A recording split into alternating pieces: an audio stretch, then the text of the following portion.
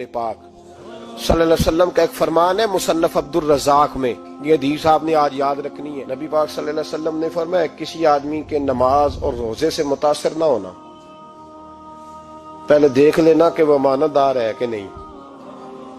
किसी के नमाज रोजे से मुतासिर नहीं होना, पहले देख लेना कि दयानतदार है कि, देखना लोगों की जेबों पे कितनी नजरें डालता है।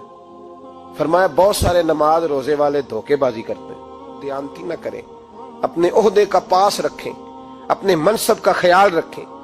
ओहदे जिस जगह आप मौजूद हैं आपकी जिम्मेदारी है। मेरे रसूल पाक सल्लल्लाहु अलैहि वसल्लम ने फरमाया हर बंदा तुम में से निगरान है और जो उसकी रियाया है उसके बारे में उसने जवाब देना है।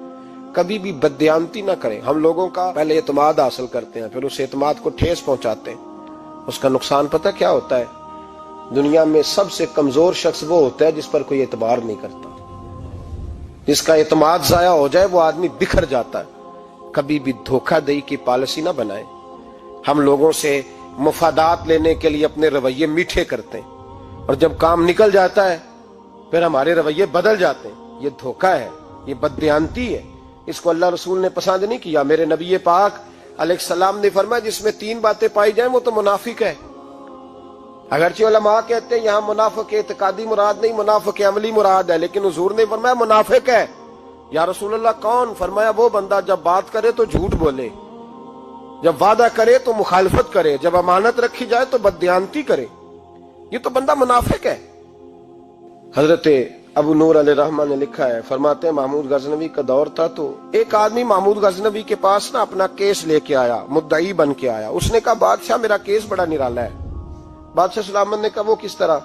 कहने लगा ये मेरे पास एक थैली है, मैं ना सफर पे जाने लगा तो ये थैली पूरी हीरों की भरी हुई। फलां इलाके के जो काजी साहब है ना, मैं जाती दफा मैं कहीं सफर पे जा रहा था तो मैं उनके पास छोड़ गया कि रास्ता लंबा है, कहीं कोई मुझसे छीन ना ले, हीरों की भरी हुई थी। कुछ दिनों के बाद मैं वापस आया हूं, काजी साहब ने मुझे थैली वापस की है तो इसमें हीरों की बजाय खोटे सिक्के निकले। अब मैंने काजी साहब से कहा है तो काजी साहब तो मेरे गिरेबान तक आते हैं, वो कहते हैं बता कहीं से फटी है, खुली है?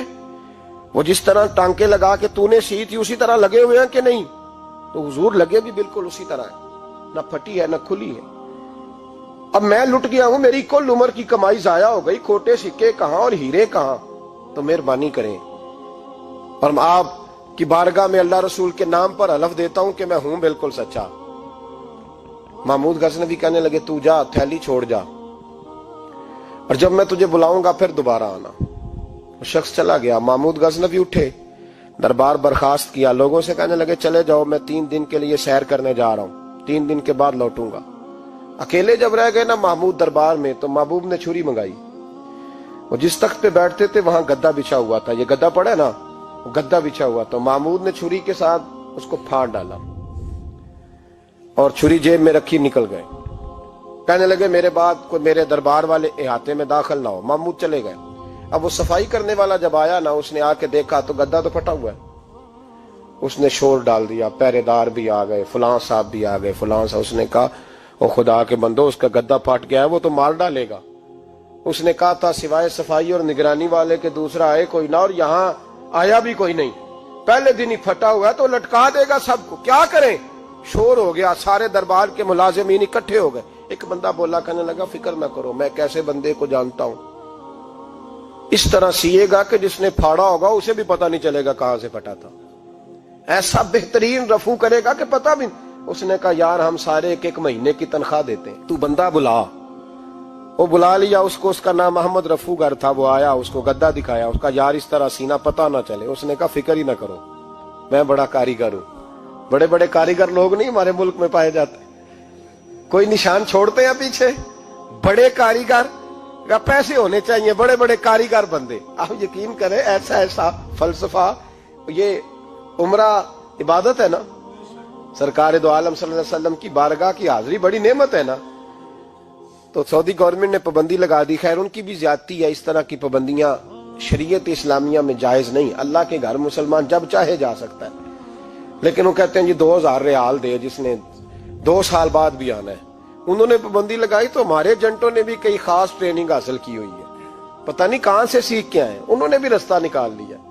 ایک صاحب سے میں نے کہا کہ جناب وہ 2000 ریال لگ گیا تو کیا کرنا ہے؟ کہنے کوئی مسئلہ نہیں، پاسپورٹ نواں بنوا لو، گنجائش ہے، یعنی ہر شے کا حل ہے۔ تو میں نے کہا یار اب عمرہ کرنے جاتے وقت بھی بندہ دھوکہ دے کے جائے، اللہ کے گھر جاتے وقت بھی اس طرح کی حرکت کرے، کیا حال ہو گیا؟ ہر چیز کا لوگوں نے حل نکال لیا، ہر چیز کا لوگوں نے سٹائل بنا لی۔ ایسا نہ کریں، یہ درست نہیں۔ احمد رفو گر کہنے لگا اس طرح سیوں گا کہ پھاڑنے والے کو بھی پتہ نہیں۔ ان کا پیسے لے یار تو سی دے۔ اس نے سی دی، اگلے شام ہی لا کے بچھا دیا گدا۔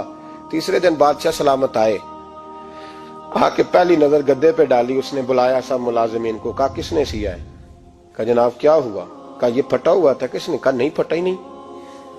وہ کہنے لگے بنو بات، میں خود پھاڑ کے گیا تھا، تو بتاؤ صحیح سیا کس نے ہے؟ کہا جناب آپ پھاڑ کے گئے تھے تو بتایا کیوں نہیں؟ فرمانے لگے اسی لیے تو بتایا نہیں تھا کہ تم خود تحقیق کر لو، بلاؤ بتاؤ سیا کس نے۔ تو بلا لیا، احمد رفو گر آ گیا۔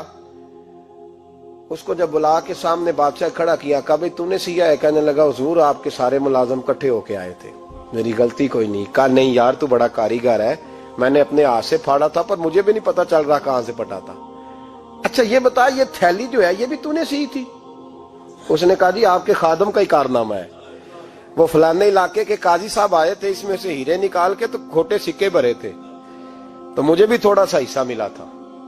محمود نے سارے گواہ بھی اکٹھے کر لیے، ثبوت بھی اکٹھے کر لیے۔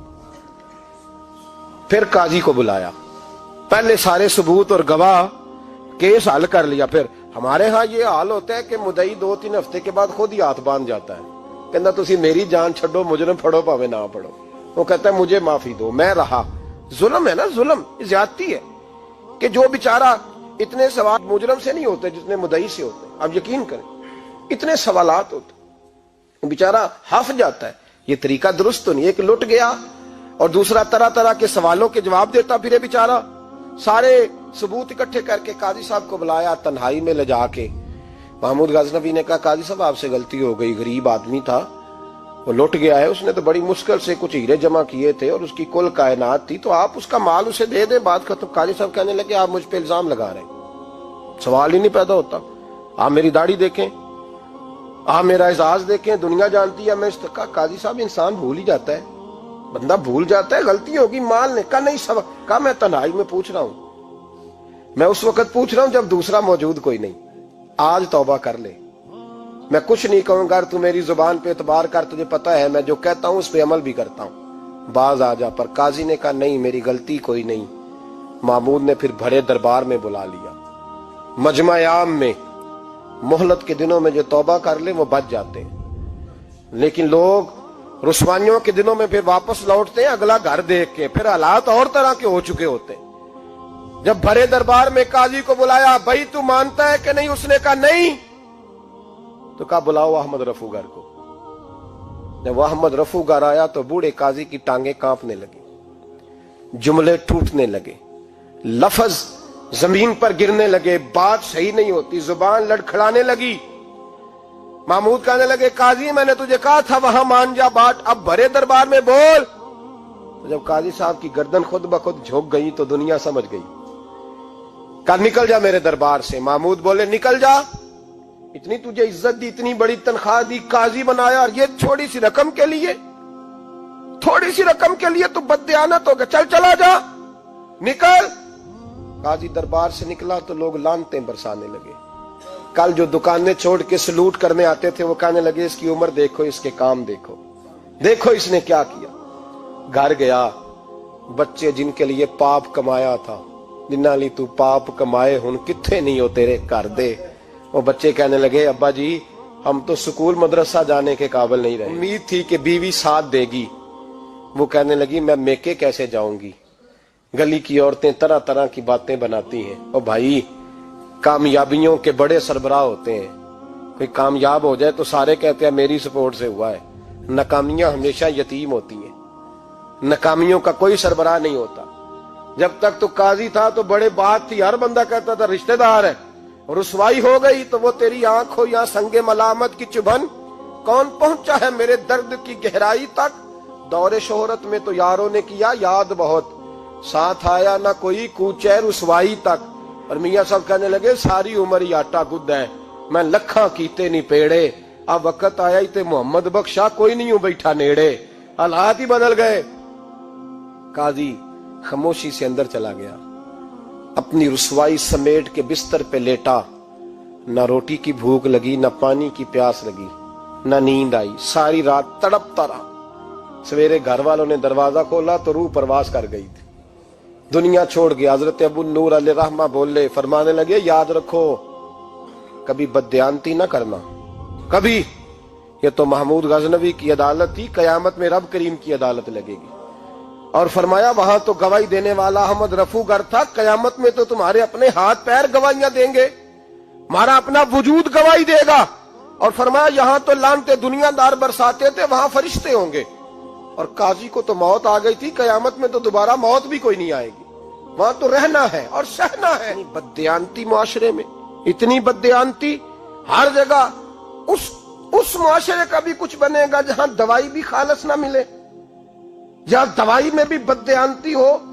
لوگ اپنے بچے کو آکسفورڈ یونیورسٹی میں پڑھانے کے لیے غریبوں کے بچوں کے رگوں میں جو دوائی اتارے وہ بھی 2 نمبر۔ اتنا بڑا بھی کو بددیانت معاشرہ ہوتا ہے کہ لوگ یہاں تک دھندا کریں، یہاں تک کہ لوگ لوگوں کی زندگیوں سے کھیل جائیں اور ہمیں احساس تک نہ ہو کہ کوئی مر جائے گا، کوئی ڈوب جائے گا، کیا بنے گا۔ اور جس نے وہ اپنی رجسٹر کی دوائی کی، اس نے 2-4 لاکھ روپیہ لیا اور اس نے یہ نہیں سوچا کتنے انسان میری وجہ سے مریں گے۔ قتل صرف یہ تو نہیں ہوتا گولی مار کے مار دینا، لوگوں کی زندگیوں سے لوگ کھیل جاتے ہیں، لوگ تباہی کر جاتے ہیں، لیکن بددیانتی سے باز نہیں آتے۔ میرے رسول پاک علیہ السلام کے غلاموں، نبی پاک صلی اللہ علیہ وسلم نے ذرا سی بددیانتی، اور صحابہ کا یہ مزاج تھا، اتنی سی بھی کبھی ان سے غلطی ہوتی تو تڑپ